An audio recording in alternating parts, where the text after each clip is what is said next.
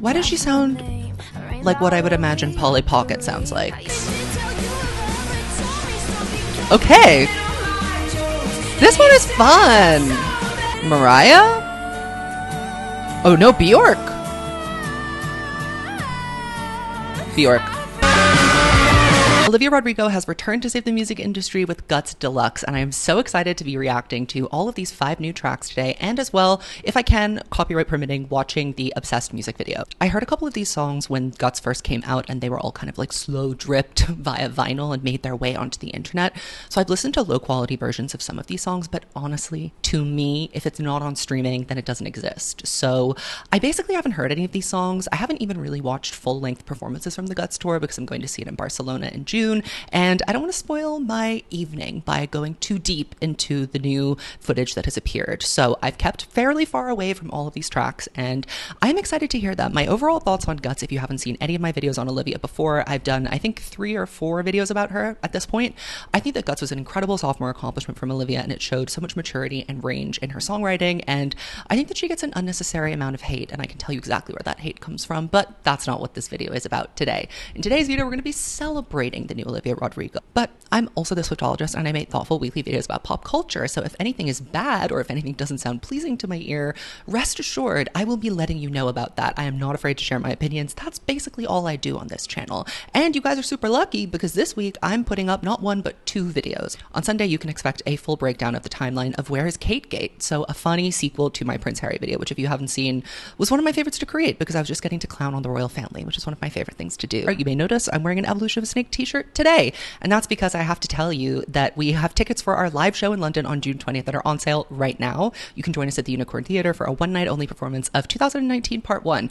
And in our podcast, we go year by year through Taylor's career in insane detail, and this is going to be a hilarious event because we're going to be going through the Lover era. So if you want to see me react to the Me and You Need to Calm Down music videos live the day before Eras starts in the UK, then this is where you need to be. So make sure to go to the link in my description and get your tickets now. Let's talk a little bit about Guts before I get into it. I'm not going to go on and on because I do have many other videos about that topic, but I think something that I admired a lot about Guts that I really liked was that it was a very concise, short, and considered effort. And if you recently watched my Eternal Sunshine review, then you know that I would prefer to receive an album full of like 10 or 11 really strong songs rather than like 18, 19, 20 track albums that have like 90% filler or even 60% filler.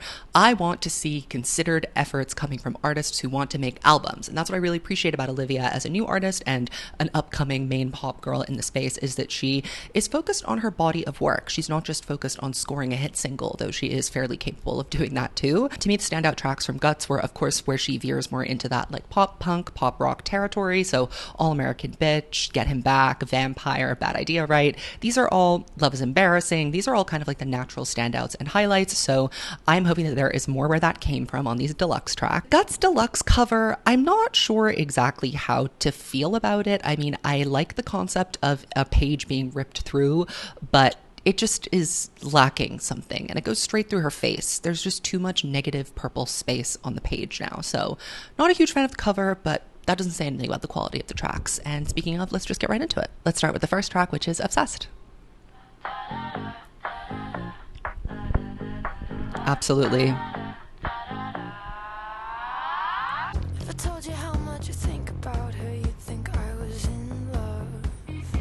It's giving Bad Liar. It's giving Talking Heads, that bass.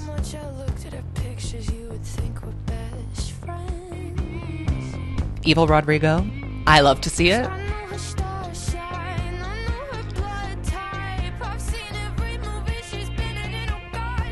This is Deja Vu's evil twin sister.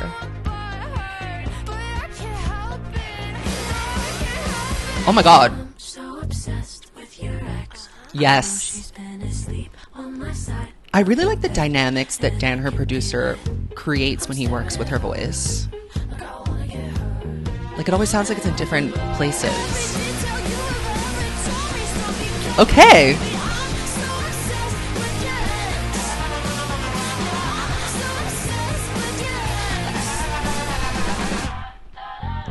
Well, all right then.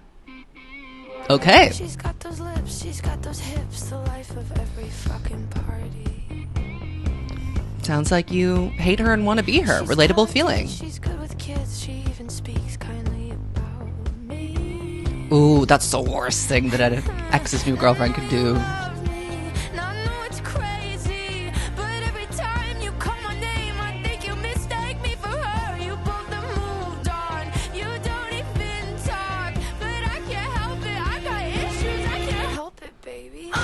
Yes. Here we go. This is giving Avril, which is her best contemporary.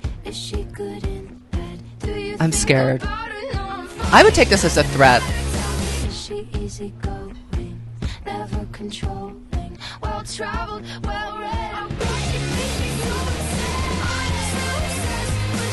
Okay. Okay, Ozzy Osbourne. What a juicy little morsel. Okay, so I can kind of see why this was left off the record. It's not as searing as the other tracks. It kind of has like a simple motif, which is that I'm so obsessed with your ex. And like, yes, diva, that's so true. But I don't think it quite like touches the caliber of the other like high intensity, like rock angst songs on this record. But it is super well put together. I think the production is like what is really jumping out and shining to me. I love the way that Dan is able to work with like modulation in vocal, I think, dynamics, and Olivia's really good at doing that in the studio. She's not so great at doing it live, but when she's in the studio with Dan, he has this way of like making her voice sound like an instrument in the sense that it can do so many different things. And it sounds a lot of the time like Olivia is duetting or like battling with herself, having the background vocals like occasionally come in and take over the main lead.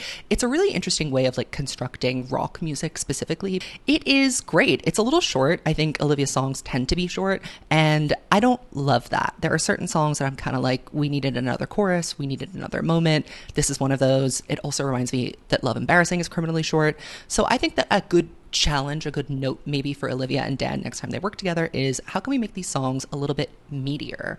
It's not that I want them to be longer just so that they go on for longer. It's that I feel like the songs they've created are so good that they deserve a little bit more time to really like let loose. And especially when it comes to like constructions that are as live instrument heavy as these. And also that's another thing I loved about this track is the live instrumentation. We just don't get session musicians on pop songs anymore. You just don't hear that. So that outro with all of the like wailing drums and like bleeding guitars was very, very pleasing to me. Up next is Girl I've Always Been. I do vaguely remember hearing this one on Twitter and not liking it very much. So let's see how this one goes. I know that it's between Girl I've Always Been and Scared of My Guitar. There was one of them that I was kind of like, I don't need to hear that again. So this is also a 2-minute song. 2 minutes and 1 second. What's the point? Diva, what's the point? It's an interlude, girlies. Wait, this is kind of giving Joni Mitchell Big Yellow Taxi. Baby doll, you have changed. That's the thing you always say. Cursing me. Why does she sound like what I would imagine Polly Pocket sounds like? Are there bongos?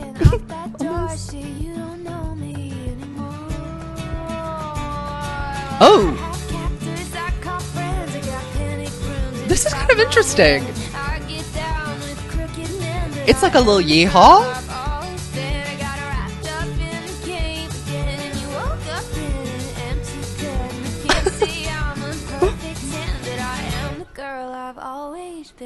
Well, yes, as you should be.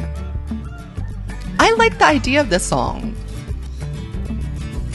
And I like the instrumental. Ooh. Polly. Polly Pocket. This doesn't sound like her at all.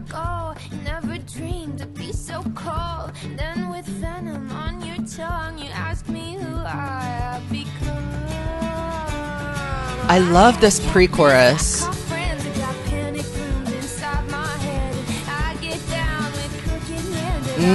Stop doing that, girl. That's a lesson we learned from Guts. You need to cut it out with the trash man.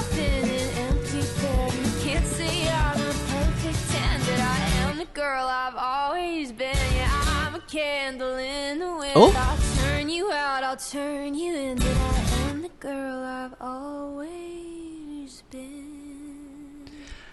Okay, I actually really liked that. It's weird, it's idiosyncratic, it's very different. I think that this totally should have been on the main track list just to give a bit of texture and variety. The vocal performance here is so strange. It's very like folksy indie. I'm really getting like 70s California vibes from it. It's very much Joni Mitchell, Big Yellow Taxi. It's giving free love. It's giving hippie. I'm reading the lyrics, and this is basically her being like, you as an older man, why are you here on my couch crying on my chest when I broke up with you? Don't you have somewhere else to be? Don't you have a job? I'm a diva. I have to get back to being a superstar, and you need to go back to being a creepy man. A creepy man. Go find someone your own age, truly. But I mean, that is kind of the message and the thesis of this record is Olivia has made some romantic mistakes that have left a lasting impact on her. And this idea of her being a candle in the wind, which is like something that is like, you know, changes in each and every direction, as you would when you are 19, 18 years old.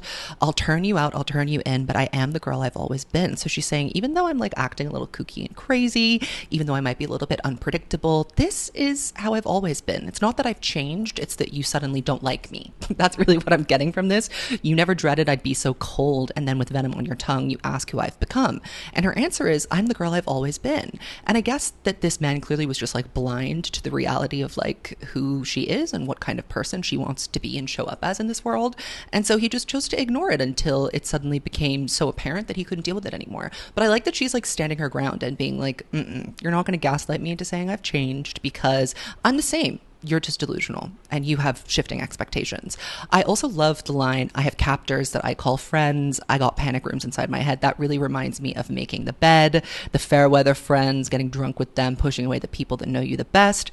This was definitely a hard time that Ms. Rodrigo was going through. I mean, it's a very accurate portrait of being 19. And returning to the candle in the wind, but I'm the girl I've always been. That dichotomy of like, I am so sure of myself and I know everything about the world and I know what's right and I know like how people should act in certain situations is very much kind of like polarized by that still childlike sense of yourself that hasn't quite left you when you're in your late teens, that is saying, oh, well, what if I've got it wrong? What if I've made all the wrong decisions? And what if I'm actually like, I'm pretending that I know myself really well, but actually I don't? Because there's truth to that too. When you're figuring out who you are as a young adult, there is a period of time where you're not quite sure, even though it feels like you are. It's a confusing thing that she's trying to articulate here, but I think that it's done really beautifully. And I like this adventurous foray into like a different style, a different, I'm not going to say genre, but a different kind of like way of performing. Again, very impressed by her vocal performance here. This is just building credence to my argument that Olivia is really putting her work in and her time in and clocking in at the studio, whether she is happy or wants to be there or feels inspired to write a song or not. She's showing up every day and doing the work regardless because she's invested in being an artist. And being an artist requires having discipline. And that's what I like about Olivia as a songwriter. She's disciplined. Up next is Scared of My Guitar. I love this title. It is very Swiftian. I could very much imagine a Taylor Swift song called Scared of My Guitar. I would imagine that this song is about not confronting the thing that you really should be confronting but can't bring yourself to look at, willfully turning away from the wreckage of your life and pretending instead that you can't see it, but knowing deep down that something is wrong. I'm going to guess that that's what this is about. Let's listen. Perfect, easy, so good to me. So why is there a pit in my gut? In the shape of you, distract Pretty. myself. Say it's something else. Maybe I'm just overwhelmed. Maybe I'm confused. Barely sleep when you sleep next to me. Oh, this is But pretty. I love this phrasing. I say that I'm fine. I tell you all the time I've never felt so happy and sure. Ooh. So scared of my guitar 'cause it cuts right through to the heart. Yeah, it knows me too well, so I got no excuse. I can't lie to it the same way that I lie to you. And there it is. So I miss screaming and fighting and kissing in the rain. It's giving that. Then I'll think too hard once you let the thought in, and it's already done. So I lay in your arms and pretend that it's love. Okay, I want to pause to make a note about what separates a song like Scared of My Guitar from a song like Logical, or maybe one of her earlier ballads on Sour. The vocal phrasing and the kind of melodic idiosyncrasies in that chorus are really interesting and keep what could be otherwise quite a like rote, boring standard ballad. It makes it more interesting. It makes it more textured. It makes you more keen to listen on. So let's do that. As you, I'd rather be tied to someone, even if they're wrong. Ooh, I'd rather be tied to someone even if they're wrong. God, she was really going through it, huh?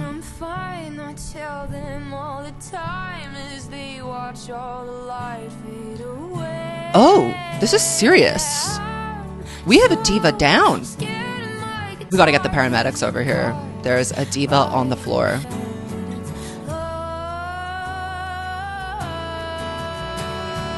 Oh, pretty. Okay. Mariah? Oh, no, Bjork. Bjork. Swan gown soon. That was very pretty. And also very complex. This idea of not being able to tear yourself away from something that you know isn't right for you, that stasis, that feeling of being with someone that is perfectly good and right for you, but then suddenly all of you change like midnight rain, shall we just say? The willingness to sit in kind of second best, in kind of fear or anticipation of something better coming along. It's really less about like the person that you're with and more about being scared of yourself and your potential and like what you actually really want. It's like a rejection of who you are. And we see that kind of snaking all the way through Guts. But I can kind of understand why this thematically didn't make it, because she is exploring a side of the relationship that is detailed quite heavily on Guts in a way that doesn't like really fit the spunk and the attitude of it.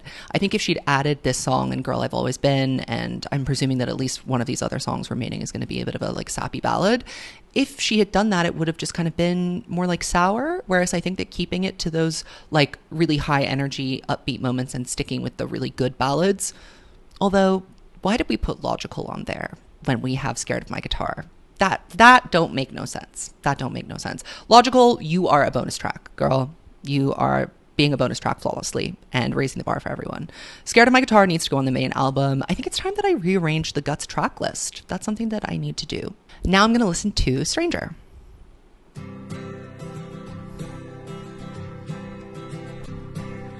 I woke up this morning and I sat up straight in bed. I had the strangest feeling of this weight off of my chest. I hadn't felt that hopeful since the day that you left, and it felt nice. Lots of like guitar singer-songwritery moments on these extracts. Pretty. This kind of sounds like that Hunger Games song that she did. I'm seeing where that inspiration came from.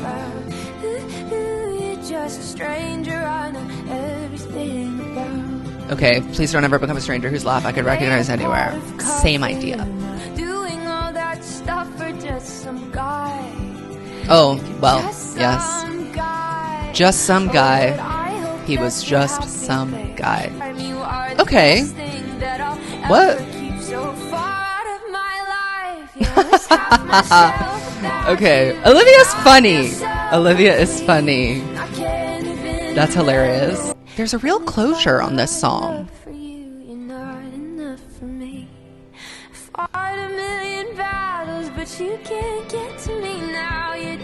Oh, what? Come on, bring it home. Come on, Dan. Give me some good instrumentation. Nope, of course. Just as I want the song to go on longer and be more iconic, it ends at the inflection point. This, Dan, we need to be getting our asses up and not leaving before it gets really good. Okay. Interesting. This song definitely has a more evolved, healthy, grown up kind of perspective on the breakup. It has an emotional maturity to it that some of the songs elsewhere on this record don't. And that's interesting to me that it was kept off. I think that Girl I've Always Been, Scared of My Guitar, and Stranger so far have this, again, 70s, California, folksy, almost like rock and roll light singer-songwritery, definitely very Joni Mitchell inspired. It makes sense to me actually that she would pursue and interrogate this style of music, female singer-songwritery, 70-ish live instrument guitar stuff, alongside the like pop punk or straight up punk vibes of like Hole that she was looking at, the Alanis Morissette pop rock thing. I can kind of see why those two styles were very informative for her, because the pop punk thing is really about like affect and performance, and then the singer-songwriter thing is more about like detail and craft. And I think that what we have on the standard edition of Guts is a very beautiful nexus of those two things. It's just interesting to see the 50% of that didn't make it onto the record that ended up like helping and inspiring the writing of the rest of it. It's interesting to see that play out here. So I'm intrigued. Let's listen to the final song, So American. It's explicit, so I'm hoping that it's going to be a rager. Oh, absolutely. Give it. I need it. Girl goes to Europe once. Or man goes to Europe once. Where do they drive on the right side of the road? I can't drive.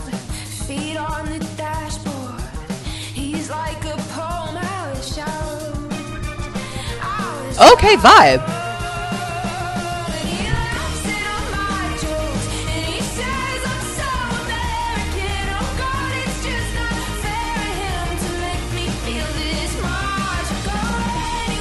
This is like a song that would be in the opening sequence of an Amanda Bynes movie in like 2002, like What a Girl Wants. When she's on the bus.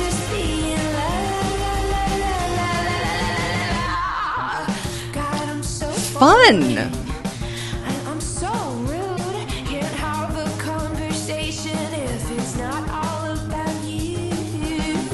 Ooh.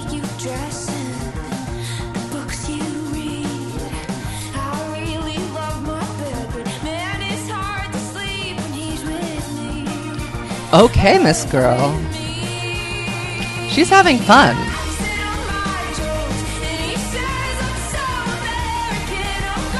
This production is really, really good. I just love hearing live instruments. They're so rare these days.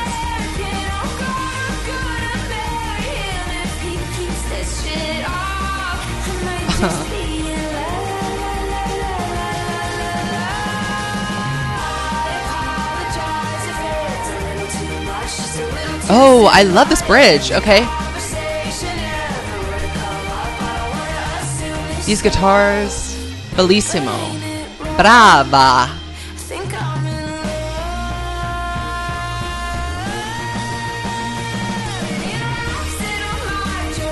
This one is fun. This should be on the tour set list.